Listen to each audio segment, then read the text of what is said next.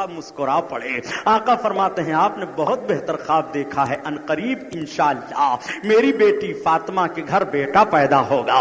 رسول اللہ صلی اللہ تعالی علیہ وسلم نے اپنی بیٹی کے گھر بچے کی پیدائش کی خبر دے رہے ہیں. کہاں ہیں وہ لوگ جو کہہ دیا کرتے ہیں کہ کیا پتا کسی کو غیب کا علم. رسول اللہ صلی اللہ علیہ وسلم کے سامنے جب خواب بیان کیا جاتا ہے, بیان کرنے والی چچی ہیں, آقا خواب کی تعبیر بیان فرما رہے ہیں اور غیب کا علم بھی دے رہے ہیں. تمہاری گود میں اور بچہ رکھا جائے گا پہلے پہلے. چنانچہ جب حضرت امام حسین کی ولادت بسعادت 5 شعبان المعظم کو ہوتی ہے تو سب سے پہلے اللہ کے رسول کی چچی ہی کی گود میں حضرت امام حسین لائے جاتے ہیں. خواب دیکھا تھا کہ یا رسول اللہ آپ کے جسم پاک کا ایک ٹکڑا میری گود میں رکھا گیا ہے. اللہ کے رسول صلی اللہ تعالی علیہ وسلم جب سنتے ہیں تو حضرت فاطمہ کے گھر پھر میرے آقا تشریف لے گئے. حضرت امام علی مقام کو کپڑے میں لپیٹ کر لایا گیا, نبی کونین کی بارگاہ میں پیش کر دیا گیا. آقا نے اپنے دستے پاک میں لیا اور لینے کے بعد میرے آقا صلی اللہ علیہ وسلم ان کے بھی لعاب, اپنے لعاب دہن کو ان کے بھی دہنے پاک میں ڈال رہے ہیں. اللہ کے رسول نے حضرت امام حسین کو بھی بوسہ لیا, حضرت امام حسین کی آنکھوں کو چوما. نبی کونین صلی اللہ تعالی علیہ وسلم نے اپنے حضرت امام حسین کو اپنی گود میں لے کر کے آپ کے گلے کو بھی چوم رہے ہیں. امام حسن کو چومتے تھے تو ان کے منہ کو چومتے تھے, رخسار کو, لیکن جب جب حضرت امام حسین کو چومتے تھے تو آپ کے منہ کو بھی چومتے تھے اور آپ کے گلے کو چومتے تھے. ایک مرتبہ نبی کی شہزادی حضرت خاتون جنت نے پوچھا بھی تھا, ابا حضور سارے لوگ اپنے بچوں کا چہرہ چوما کرتے ہیں اور آپ جب حسین کو چومتے ہیں تو حسین کا گلا بھی چوما کرتے ہیں, تو رسول اللہ صلی اللہ تعالی علیہ وسلم کی مقدس نبوت والی آنکھیں بھیگ گئی تھی. میرے آقا صلی اللہ تعالی علیہ وسلم تشریف فرما ہیں. اللہ کے حبیب اپنا لعاب دہن حضرت امام حسین کے مقدس دہنے پاک میں ڈال رہے ہیں. آپ نے اپنی انگلی بھی امام حسین کے منہ میں دے دیا, انگلی چوس رہے ہیں. کربلا کے میدان میں پیاسا رہنا ہے, نبوت والی انگلی آج ہی چوس لے رہے ہیں. کربلا کے میدان میں پیاس سے رہ کر کے امتحان دینا ہے, نبوت والی انگلی آج ہی چوس رہے ہیں. اللہ اکبر. جس رسول نے اپنی انگلیوں سے صحابہ کو پانی پلا دیا تھا وہی رسول اپنی انگلی امام حسین کے منہ میں ڈالے ہوئے ہیں.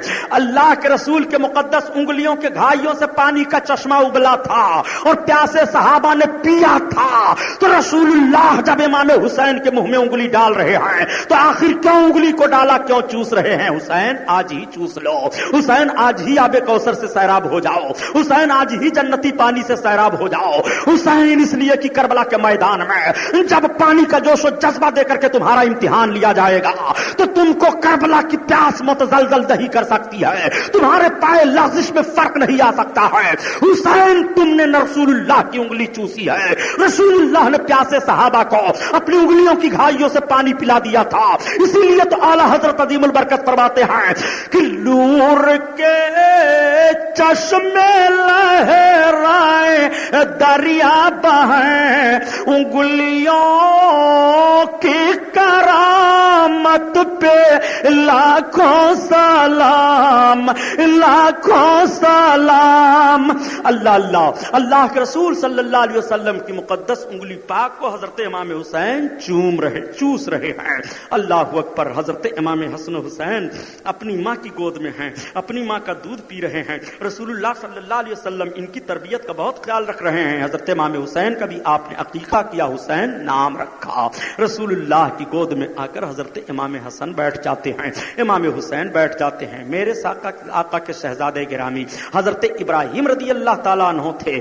اللہ کے رسول صلی اللہ علیہ وسلم کی گود میں ایک مرتبہ آپ کے شہزادے حضرت ابراہیم تھے اور حضرت امام حسین بھی پہنچ گئے. ایک طرف اپنا شہزادہ ہے, ایک طرف شہزادی کا شہزادہ ہے. انسان کی فطرت ہوتی ہے, وہ لوگ جن کے بچیوں کے بچے ہیں وہ خود محسوس کرائیں کہ بچی کا بچہ کتنا پیارا ہوا کرتا ہے. جب وہ اپنی زبان سے لفظ نانا کہتا ہے تو باپ کا کلیجہ اچھل جاتا ہے, یہ میری بیٹی کا بیٹا ہے, یہ میری بیٹی کی بیٹی ہے.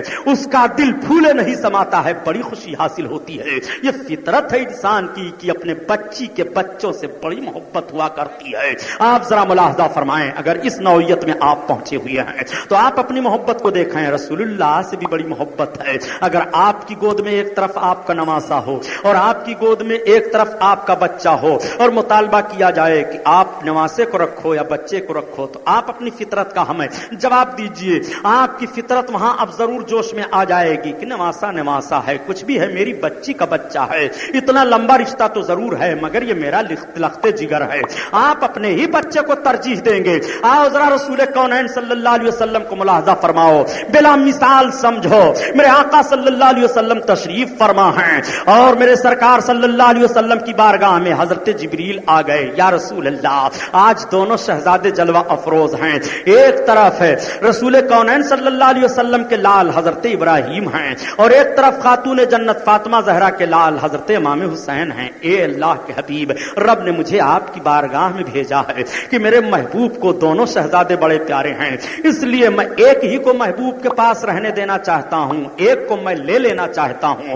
جبریل جاؤ میرے محبوب سے پوچھ لو، جس کا انتخاب کر لیں اس کو روک لیا جائے اور جس کو دیں اسے لے لیا جائے. ذرا اللہ کی مشیت تو ملاحظہ فرماؤ. محبوب صلی اللہ علیہ وسلم کی بارگاہ میں اجازت لینے کے لیے اللہ تعالیٰ حضرت جبریل کو بھیج رہا ہے. رسول کا اختیار تو دیکھو، رسول کا وقار تو دیکھو. پیارے، سب کچھ کرنے والا مولا ہی ہے مگر اپنے محبوب کی عظمت کا اظہار کس طرح سے کر رہا ہے. اللہ کے حبیب صلی اللہ علیہ وسلم کبھی حسین کی طرف دیکھتے اور کبھی حضرت ابراہیم کی طرف دیکھتے. اللہ کے رسول صلی اللہ علیہ وسلم نے کہا، اے جبریل مجھے حسین پسند ہیں، جبریل میں حسین کو رکھنا چاہتا ہوں. ابراہیم تو پسند ہی ہیں، میرے لخت جگر ہیں، لیکن اگر میں حسین کو واپس کرتا ہوں تو مجھے بھی تکلیف ہوگی، فاطمہ کو بھی تکلیف ہو جائے گی، اور ابراہیم کو دیتا ہوں تو مجھے تکلیف ہوگی مگر میرے تکلیف کے مقابلے میں اتنی تکلیف اوروں کو نہیں ہوگی. رسول اللہ کو اب بھی نہیں گوارا ہے. میرے آقا صلی اللہ علیہ وسلم کی گود میں امام حسین ہیں، امام حسین کے تعلق سے میری بیٹی فاطمہ کو تکلیف پہنچے، یہ رسول اللہ صلی اللہ علیہ وسلم کو گوارا نہیں ہے. اور خدا کی قسم کب گوارا ہو رسول اللہ کو؟ جب رسول کی بیٹی حضرت خاتون جنت فاطمہ زہرا کے وصال کا وقت آیا ہے تو اللہ کے رسول صلی اللہ علیہ وسلم کی بیٹی کی روح کو قبض کرنے کے لیے ملک الموت نہیں آئے ہیں. ملک الموت سارے لوگوں کی روح قبض کر رہے ہیں. کیسا بھی بادشاہ ہو اس کی روح ملک الموت قبض کریں گے. کوئی ولی ہو اس کی روح ملک الموت قبض کریں گے. غوث و ابدال قطب ہو اس کی روح ملک الموت قبض کریں گے. تمام صحابہ کی روحوں کو ملک الموت نے قبض کیا ہے. لیکن جب ملک الموت کو حضرت فاطمہ کی روح قبض کرنے کی باری آتی ہے تو عرض کرتے ہیں پروردگار رسول اللہ کی شہزادی کا معاملہ ہے، میں رسول اللہ کی شہزادی کی روح کو قبض نہ کروں گا. تو اللہ تعالیٰ نے اپنے دست قدرت سے حضرت فاطمہ کی مقدس روح کو قبض فرمایا. وہ رسول اللہ کی بیٹی کا وقار ہے. آؤ ذرا دیکھو، حسین کے چاہت کی بات آئی ہے. اللہ کے رسول صلی اللہ علیہ وسلم نے حضرت جبریل سے کہا میں حسین کو رکھ رہا ہوں. چند دن کے بعد حضرت ابراہیم کا وصال ہو گیا. اللہ کے رسول صلی اللہ علیہ وسلم کے شہزادے گرامی اس دنیا سے چل بسے. آج بھی جنت البقیع شریف میں حضرت ابراہیم کا مزار انور ہے. اور جب ترک حکومت تھی ہندوستان میں 532 برس، جب ترک حکومت تھی عربستان میں 532 برس تک ترکوں نے حکومت کی تھی اور یورپ کے چھکے چھڑا دیے تھے. ان ترکوں نے تمام مشہور صحابہ جن کے قبروں کی نشاندہی کی گئی ان کے قبروں پر اچھے اچھے گنبد بنوا دیے تھے. لوگ جاتے تھے، عقیدت بڑھ جاتی تھی اور صحابہ کی زندگیاں یاد آ جایا کرتی تھی. اللہ کے رسول صلی اللہ علیہ وسلم کے شہزادے گرامی وقار حضرت ابراہیم کی قبر انور پر بھی ترک حکمرانوں نے گنبد شریف بنوا دیا تھا. لیکن جب سعودی حکومت برقت قائم ہوتی ہے تو اس نے سارے قبوں کو توڑ دیا. رسول اللہ صلی اللہ علیہ وسلم کے صحابہ کے مزارات کو توڑا، حضرت عثمان غنی کے مزار کو توڑا، حضرت عائشہ صدیقہ کے قبر انور کے گنبد کو توڑا، حضرت خدیجہ الکبریٰ کے قبر انور کی گنبد کو توڑا. رسول اللہ صلی اللہ تعالی علیہ وسلم کے والد محترمہ کے قبر انور پر گنبد بنا ہوا تھا، اس گنبد کو ان لوگوں نے 99 میں توڑا. یہ توڑتے چلے جا رہے ہیں. اور اب تو بتاؤں گا تو خون کے آنسو رو گے مسلمانوں. بات آ گئی ہو تو بتا دوں اور انصاف آپ سے میں چاہتا ہوں. بتاؤ مدینہ حرم ہے کہ نہیں؟ مکہ شریف حرم ہے کہ نہیں؟ رسول اللہ نے فرمایا تھا کہ حضرت ابراہیم علیہ السلام نے یہاں سے لے کر کے یہاں تک مکہ کو حرم بنایا ہے اور میں یہاں سے یہاں تک لے کر کے مدینہ کو حرم بنا رہا ہوں.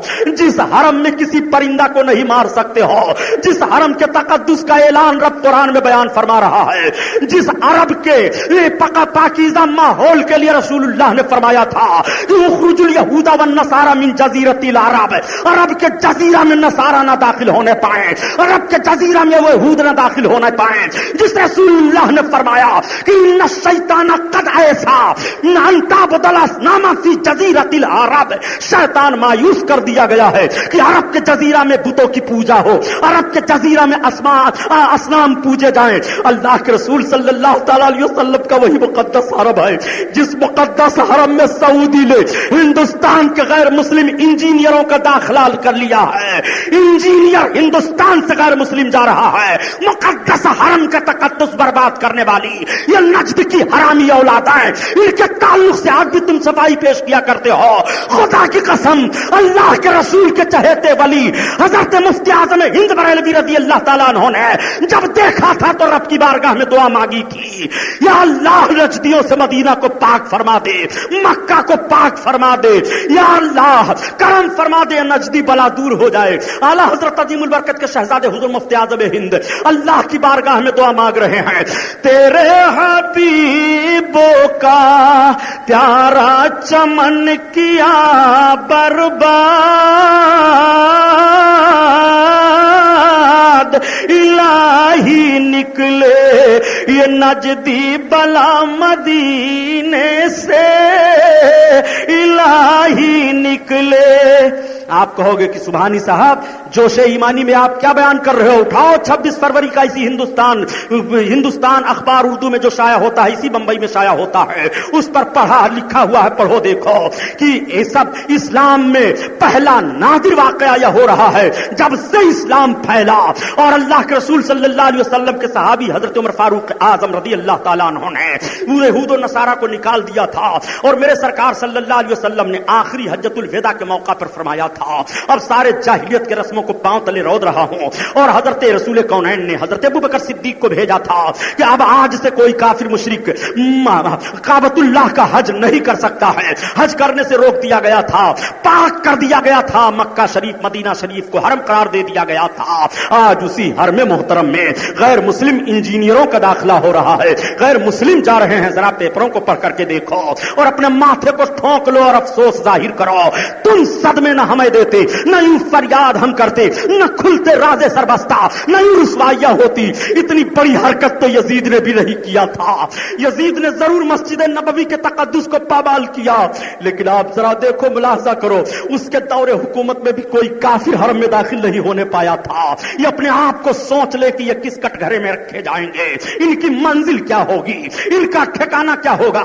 خدا کی قسم رب نے ارشاد فرمایا ہے کہ جس نے رسول اللہ کو ایذا دیا، اللہ کو ایذا دیا، وعد لہم، اللہ تعالیٰ نے ان کے لیے عذاب کو متعین فرما دیا ہے، ان کے لیے عذاب آخرت میں تیار کر رکھا ہے، بڑا کڑا عذاب ہوگا، بڑی سخت سزا ہوگی۔ میں بات کر رہا تھا حضرت امام علی مقام، حضرت امام حسین اور رسول اللہ صلی اللہ علیہ وسلم کے شہزادے گرامی وقار حضرت ابراہیم کی۔ حضرت ابراہیم سے یہ بات چلی اور یہاں تک پہنچ گئی۔ اب آؤ دیکھو، رسول اللہ صلی اللہ تعالی علیہ وسلم کی مقدس گود میں حضرت امام حسین بیٹھے ہوئے ہیں، اللہ کے رسول صلی اللہ علیہ وسلم سونگھ لیا کرتے ہیں، امام حسن بیٹھے ہوئے ہیں، نبی سونگھ لیا کرتے ہیں، اور کبھی کبھی میرے آقا ارشاد فرما دیا کرتے تھے الحسن والحسین سید الشباب اہل الجنہ، حسن و حسین جنتی جوانوں کے سردار ہیں۔ نبی فرماتے تھے ہما ریحانی فی الدنیا، یہ دونوں دنیا میں میرے جنت کی خوشبو ہیں۔ نبی کونین دونوں کو چوما کرتے تھے اور نبی کونین دونوں کو سونگھا کرتے تھے۔ اللہ کے رسول صلی اللہ تعالی علیہ وسلم حضرت امام حسن کو اپنی گود میں لیے ہیں، حضرت امام حسین کو اپنی گود میں لیے ہیں، سونگھ رہے ہیں اور چوم رہے ہیں۔ اللہ کے رسول صلی اللہ تعالی علیہ وسلم ایک مرتبہ مسجد نبوی شریف میں ہیں، خطبہ دے رہے ہیں، صحابہ نماز پڑھنے کے لیے گئے ہیں، جمعہ کا دن ہے، حضرت امام حسن اور حضرت امام حسین کی بڑی چھوٹی چھوٹی عمر ہے، یہ دونوں شہزادے گرامی وقار بھی مسجد میں داخل ہو جاتے ہیں، اور جیسے مسجد میں داخل ہوئے اللہ کے رسول کی مقدس نگاہ پڑ گئی، میرے سرکار نے اپنے دونوں شہزادوں کو مسجد میں آتے ہوئے اپنی طرف دیکھا، آقا ارشاد فرماتے ہیں اے میرے اصحاب، میرے دونوں شہزادوں کو جگہ دے دو آنے کے لیے۔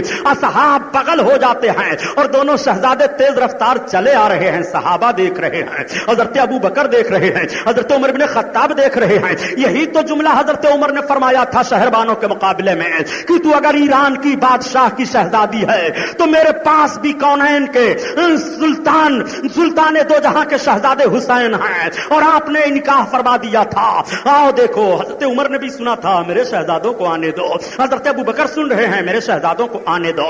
دونوں شہزادے چلے آ رہے ہیں اور اللہ کے رسول صلی اللہ تعالی علیہ وسلم کی گود میں بیٹھ گئے. میرے آقا کی گود میں بیٹھتے ہیں تو کبھی سرکار کے دہنے پاک پر اپنے ہاتھ کو لے جاتے ہیں. بچپن کا ماحول ذرا دیکھیے. کبھی رسول اللہ کی مقدس زلفوں کو پکڑ لیتے ہیں, کبھی نانا جان کے دوش مبارک کے قریب کھڑے ہو کر کے نانا جان کے دوش مبارک پر جانے لگتے ہیں. یہ انداز ہوتا ہے. میرے آقا مسکرا پڑتے ہیں اور کہتے ہیں اے لوگوں دیکھو دیکھو یہ اولادیں ہیں, ان کی محبت ذرا دیکھو. رسول کونین صلی اللہ تعالی علیہ وسلم نے کس طرح سے محبت فرمایا ہے. اور یہاں تک مورخین اور محدثین نے لکھا ہے کہ جب اللہ کے رسول صلی اللہ علیہ وسلم سجدہ میں جاتے تو امام علی مقام کا تو یہاں تک حال تھا, یہ امامین کریمین آتے تو اپنے نانا جان کے پشت پر سوار ہو جاتے.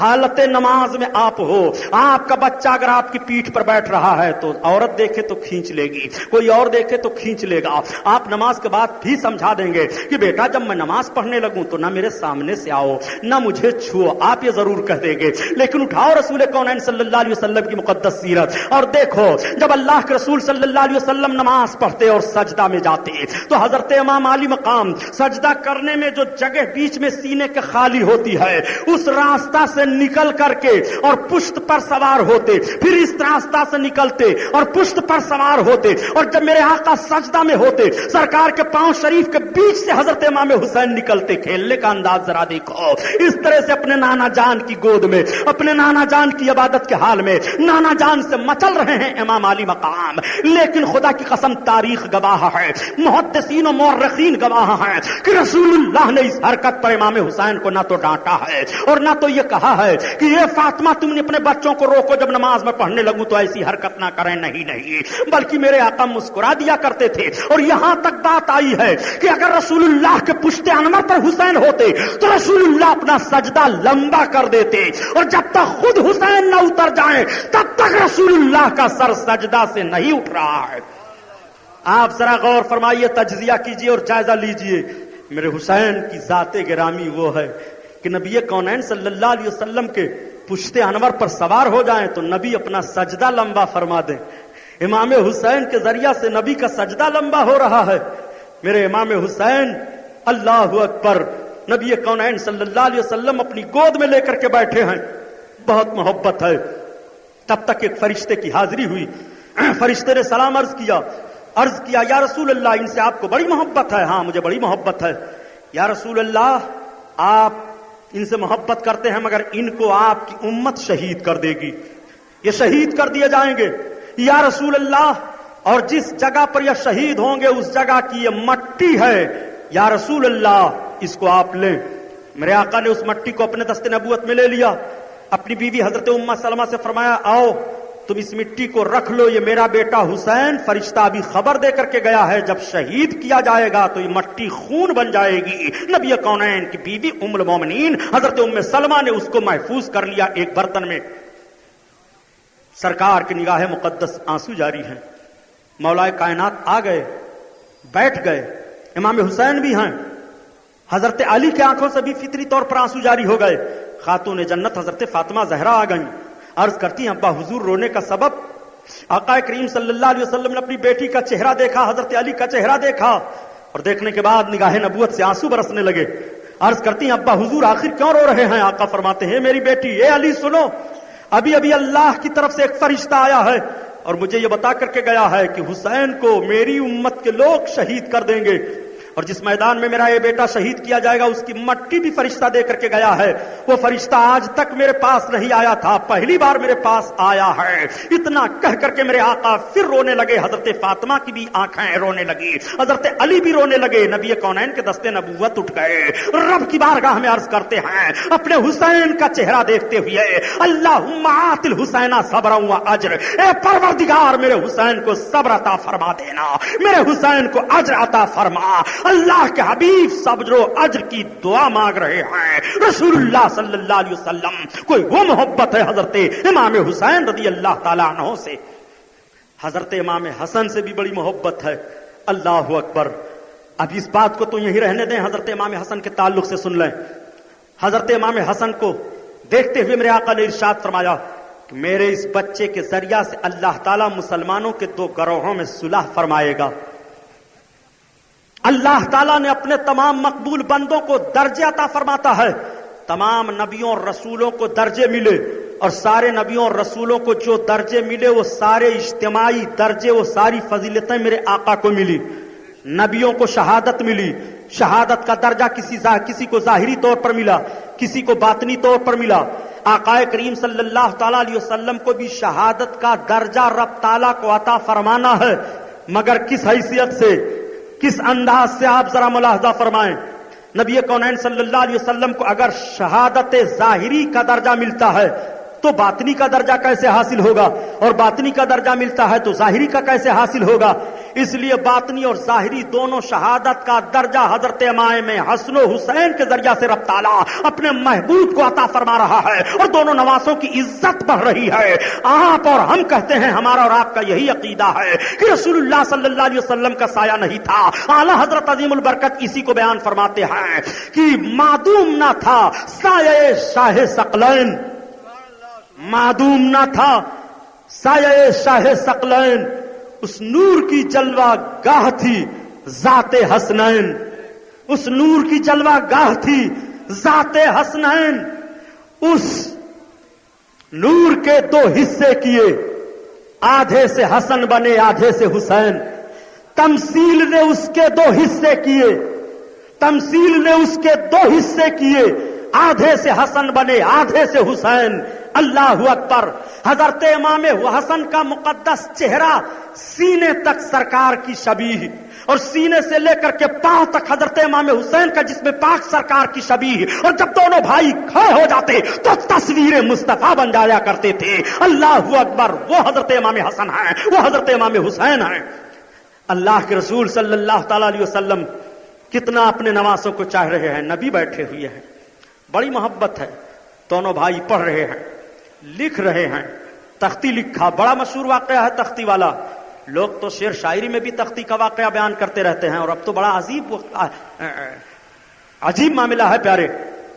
قوال لوگ کرامتوں کو, سرکار کے معجزات کو اپنی قوالیوں میں ڈھول کے نشے میں ٹپ ٹپ ٹپ ٹپ ڈباتے رہتے ہیں اور گاتے رہتے ہیں, حرام خور کہیں کے. رسول اللہ صلی اللہ علیہ وسلم کے معجزات کو, قرآن کی آیتوں کو, اولیاء کرام کی کرامتوں کو مزامیر پر بجا بجا کر کے لوگوں کے سامنے پیش کرتے ہو, یہ شیطانی رقص ہے. یہ کرامتوں اور معجزات کا پیش کرنا نہیں ہے, بلکہ یہ تمہاری حرام کاری ہے. اور نسبت دیتے ہیں کہ بریلوی لوگ قوالی کرتے ہیں. لا دکھاؤ تمہاری ماں نے دودھ پلایا ہو کہ کہیں اعلیٰ حضرت نے لکھا ہو کہ قوالی مزاروں پر کرو. قوالی جو لوگ کرتے ہیں ان کی گرفت کرو, جو لوگ مزاروں پر عورتوں کو لے جا کر کے اور جھاڑو پیٹ پیٹ کر کے نذرانہ وصول کرتے ہیں ان کی گرفت کرو. اعلیٰ حضرت نے جو لکھا ہے ان کی کتاب پڑھو, اور اس فعل کی نسبت بریلویوں کی طرف مت کرو. سنو, پیش ڈالا ان بد نے روحانیت کا معاملہ, بزرگوں کے مزارات کے وقار کو. محرم الحرام شریف کا مہینہ ہے, تعزیہ بنا کر کے بے حرمتی کا معاملہ پیش کریں گے, اور یہ تصور کریں گے کہ امام صاحب کی روح اس میں آتی ہے, یہ امام صاحب کا روضہ ہے. لے جا کر کے سمندر میں پھینک کر کے تعزیہ مال کریں گے, اور کہیں گے ہم امام سے بڑی محبت کرتے ہیں. نعرہ لگاتے ہوئے نہ جانے کس قسم کا چلیں گے, دھواں دھکر سلگائیں گے, اور سواری لے کر کے چلیں گے. گمراہی پھیلانے والے بدعملو, ڈرو خدا کے خوف سے. امام علی مقام کی روح کو نہ دکھ دو. تعزیہ سے امام کی روح نہیں خوش ہوگی, ڈھول سے نہیں خوش ہوگی, تاشے سے نہیں خوش ہوگی. تو قرآن پڑھ لے شہادت کے دن امام کی روح خوش ہو جائے گی. تو روزہ رکھ لے شہادت کے دن امام کی روح خوش ہو جائے گی. تو غریبوں کو کھانا کھلا دے امام کی روح خوش ہو جائے گی. تو غریبوں کو کپڑا پہنا دے امام کی روح خوش ہو جائے گی. امام کے نقش قدم پر چل کر کے امام کی روح کو خوشبو کرو. یہ تعزیہ ڈھول باجا گاجا سے امام کی روح خوش نہیں ہوگی, بلکہ امام کا روحانی پھٹکار تم پر پڑے گا. یہ جملہ جب بول دیتا ہوں تو بڑی تکلیف ہو جاتی ہے کہ سبحانی صاحب تو تعزیہ داری کے خلاف بولتے ہیں, تمہارے باپ کا کیا جاتا ہے. تعزیہ رکھنا جب حرام ہے تو بولا کیا جائے. اعلیٰ حضرت سے سوال کیا گیا کہ تعزیہ داری کیا ہے, تو فرماتے ہیں مروجہ تعزیہ داری حرام ہے, حرام ہے, حرام. نسبت دی جاتی ہے بریلوی لوگ ہیں, یہ بدعتی لوگ ہیں. پیش ڈالا آبرو کو. حضرت امام حسن و حسین کی تحریک کو سمجھو. حضرت امام حسن کو, حضرت امام حسین کو کس طرح اللہ کے حبیب چاہ رہے ہیں. دونوں شہزادے ہیں, نبی کی بارگاہ میں مچلتے ہوئے اپنے خط کو تختی کو لے کر کے پہنچ گئے لکھ کر کے. آج بھی اپنے بچوں کو لکھنا پڑھنا سکھاؤ. امام علی مقام اپنے بچپن میں لکھنے کے پیغام سے نانا جان کے امتیوں کو لکھنے کا پیغام دے رہے ہیں. حسین نے بچپن میں لکھا پڑھا ہے, اپنے بچوں کو بچپن میں لکھاؤ پڑھاؤ, یہ حضرت امام حسین کی زندگی سے سبق مل رہا ہے. لیکن بچوں کو صرف ٹی وی دکھاؤ, بچوں کو صرف میلے میں گھماؤ, بچوں کو صرف بے حیا بناؤ, اور جب بے حیا بننے کے بعد تمہاری گردن پر یہ لاٹھ رکھ کر کے دباتے ہیں اور تمہاری زبان نکلتی ہے, تب کہتے ہو مولانا صاحب سے تعویذ لکھوا کر کے لاؤ, میرا بیٹا نافرمان ہو گیا ہے. بیٹے کو فرما بردار بنانا چاہتے ہو تو نبی کی بیٹی فاطمہ نے جس طرح سے اپنا خون جگر پلایا تھا اپنے شہزادوں کو, اپنا دودھ پلایا تھا اپنے شہزادوں کو, اس طرح سے ماں بن کر کے اپنے بچے کو دودھ پلائے. بچہ وفادار ہوگا, بچہ مجاہد بنے گا, بچہ حلال خور بنے گا, بچہ اپنے ماں باپ کے قدموں پر اپنی زندگی ہردم قربان کرنے والا بنے گا. اس طور پر تمہیں حضرت امام حسن حسین کی زندگی سے سبق لینا چاہیے. تختی دونوں شہزادوں نے پیش کر دی, کہا نانا کے حضور, نانا ہم خط لکھ کر کے لائے ہیں, ہماری تختی کو آپ ملاحظہ فرمائیں. لیکن نہیں, تختی کو یہ ماں کے پاس لے گئے تھے. حضرت خاتون جنت نے فرمایا اپنے باپ کے پاس جاؤ. حضرت علی کے پاس آئے, ابا حضور ہم یہ تختی لکھ کر کے لائے ہیں, آپ ذرا فیصلہ تو کر دیجئے, تحریر کس کی اچھی لگ رہی ہے, کتابت کس کی بہترین ہے. نبی کونین صلی اللہ تعالی علیہ وسلم نے جس حضرت علی کے لیے فرمایا تھا کہ فیصلے کا 9 حصہ ان کو دیا گیا ہے, جب یہ حضرت علی اپنے دونوں شہزادوں کی تختی کو ملاحظہ فرماتے ہیں تو آپ کا قضا کا قانون آپ کا دامن گیر ہوتا ہے. علی اپنے فیصلے کو روک لو, اگر کہتے ہو کہ حسین تیری تحریر ٹھیک ہے تو حسن کی دل شکنی ہوگی, اور کہتے ہو حسن کی تحریر ٹھیک ہے تو حسین کی دل شکنی ہوگی. فیصلہ کس کے لیے کیا جائے؟ حضرت علی رضی اللہ تعالیٰ عنہ نے فرمایا تم دونوں شہزادے اپنے نانا کے پاس چلے جاؤ. یہ دونوں شہزادے مچلتے ہوئے آقا کریم صلی اللہ تعالیٰ علیہ وسلم کے دروازے کریم پر پہنچ گئے. نانا نانا آواز دی جاتی ہے. جس رسول کے دربار میں زور سے بولنا حرام ہے, جب یہ شہزادے پہنچتے ہیں نانا کو آواز دیتے ہیں, نبی کونین تشریف فرما ہے. کون؟ حسن و حسین آئے ہیں, آ جاؤ شہزادو. حسن و حسین اپنے نانا کی گود میں گئے, بیٹھ گئے, تختی رکھ دیا, عرض کیا نانا حضور ہم یہ لکھ کر کے لائے ہیں, ہماری تحریر کو آپ دیکھو, لکھنا کس کا اچھا ہے. کیسے انداز سے یہ سوال اپنے نانا کی بارگاہ میں کیا ہوگا. حضرت امام حسن امام حسین کے مقدس چہروں کو اللہ کے رسول دیکھتے ہوئے مسکرا پڑتے ہیں. اللہ کے رسول سارے جہاں کے لوگوں کو فیصلہ عطا فرمانے والے ہیں. میرے آقا فیصلہ نہ دیں گے تو کون دے گا؟ رسول اللہ صلی اللہ علیہ وسلم خاموش ہیں. تب تک حضرت جبریل آ گئے, عرض کرتے ہیں یا رسول اللہ, رب آپ کو سلام پیش فرماتا ہے, ان دونوں شہزادوں کی تحریر کا فیصلہ رب فرمائے گا. جبریل رب فرمائے گا؟ ہاں میرے آقا رب فرمائے گا. رب نے مجھ کو موتیوں کا 7 دانہ دیا ہے.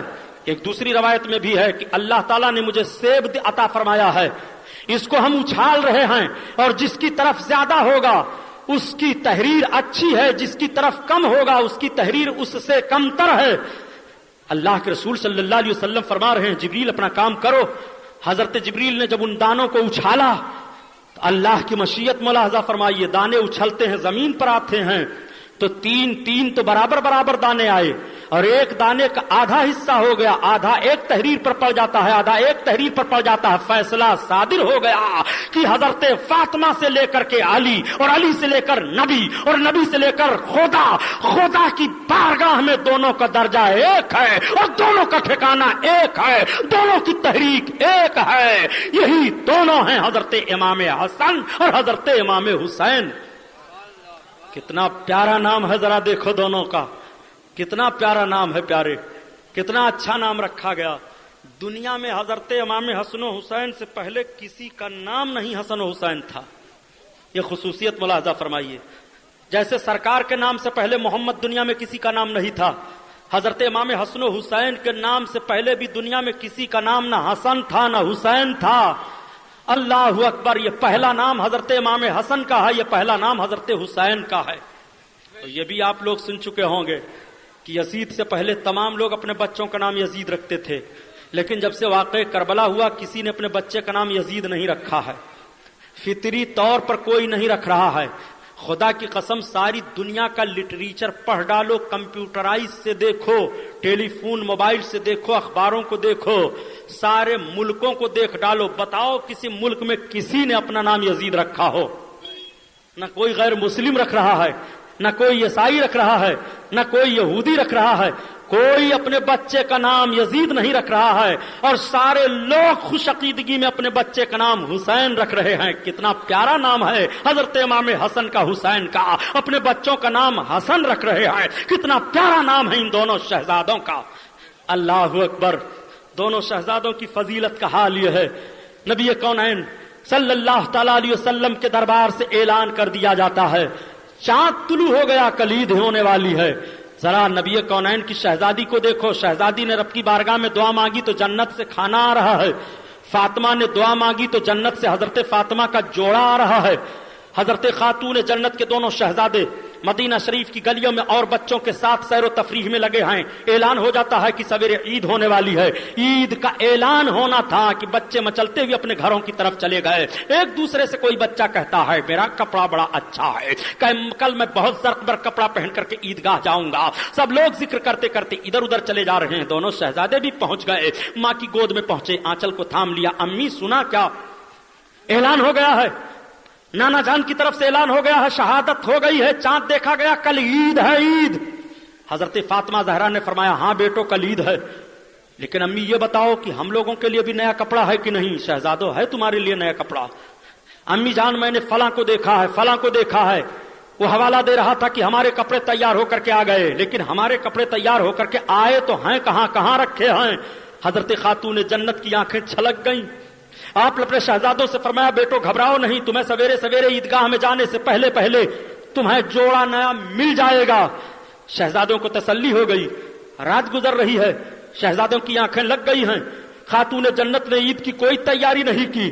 لوگوں کے گھروں پر تو سیوئیوں کی تیاریاں ہو رہی ہیں, کھانے پینے کی چیزوں کی تیاریاں ہو رہی ہیں, کپڑوں کی تیاریاں ہو رہی ہیں. رسول اللہ صلی اللہ تعالی علیہ وسلم کی شہزادی تشریف فرما ہے, اپنے دل میں سوچتی ہیں کہ مدینہ کے بچے کل نئے نئے کپڑے پہن کر کے عیدگاہ میں جائیں گے.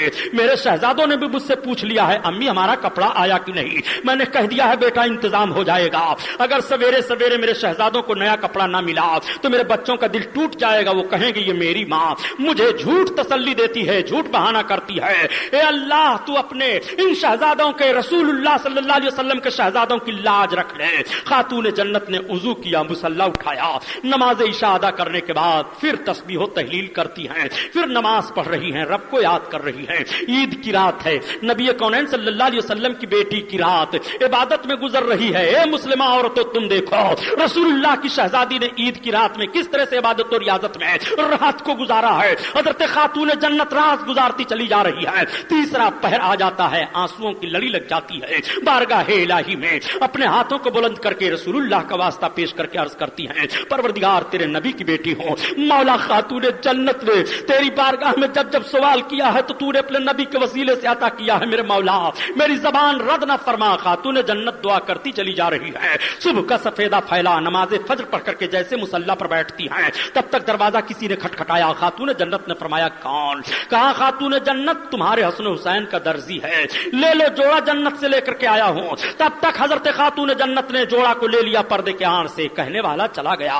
تھوڑی دیر کے بعد اللہ کے رسول تشریف لے آئے مسکراتے ہوئے. فاطمہ ہاں ابا حضور میرے شہزادوں کا جوڑا آ گیا. ہاں ابا حضور جوڑا تو آ گیا ہے, کس نے کپڑا دیا ہے؟ یا رسول اللہ کسی نے آواز دی. میں نے پوچھا کون؟ تو اس نے کہا حسن حسین کا درزی ہوں, ان کا کپڑا لے کر کے آیا ہوں. اللہ کے رسول صلی اللہ علیہ وسلم فرماتے ہیں فاطمہ ان کے کپڑوں کو مجھے تم دکھاؤ. حضرت خاتون جنت جب کپڑوں کو دکھاتی ہیں تو اللہ کے رسول مسکراتے ہوئے فرماتے ہیں اے فاطمہ کیا تجھے معلوم ہے کہ یہ کپڑا کون لایا تھا؟ عرض کرتی ہیں یا رسول اللہ ہمیں نہیں معلوم. آقا فرماتے ہیں خاتون جنات اے فاطمہ یہ تیرے شہزادوں کا کپڑا تیرے دروازے پر درزی بن کر کے لانے والے جبریل امین ہیں, اللہ کا مقرب فرشتہ ہے. وہ فاطمہ کا دروازہ ہے, وہ حسین کا مرتبہ ہے, وہ امام حسن کا مرتبہ ہے. اللہ تعالیٰ اپنے محبوب کے شہزادوں کی خوشی کے لیے سید الملائکہ کے ذریعہ سے جنت کا جوڑا عطا فرما رہا ہے. رب کی مشیت تھی حسین امتحان سے گزرا ہے,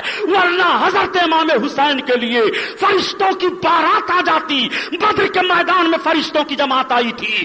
خدا کی قسم حضرت امام حسین چاہ لیتے تو فرشتوں کی جماعت اتر آتی, نصرت الہی بن کر کے آ جاتے. مگر مقصد یہی ہے کہ صبر کی تلوار سے کاٹ دینا ظلم کی گردن کو, یہ قانون نافذ کر دینا ہے. اور قرآن کی آیت آیات کی تفسیر بن جانا ہے. یا ایھا الذین آمنوا استعینوا بالصبر والصلاۃ، اے ایمان والو نماز سے مدد مانگو اور صبر سے مدد مانگو. اگر نماز سے مدد مانگنے کا ماحول دیکھنا ہے تو کربلا کا میدان دیکھ لو، اور صابر و شاکر کی ذات کو دیکھ لینا ہے تو حضرت امام حسین کی ذات دیکھ لو. آیت کی تفسیر بن کر کے آیت کی عظمت و وقار کا اظہار فرما رہے ہیں. اے مسلمانوں، یہ حضرت امام حسن کی ذات ہے، یہ حضرت امام حسین کی ذات ہے.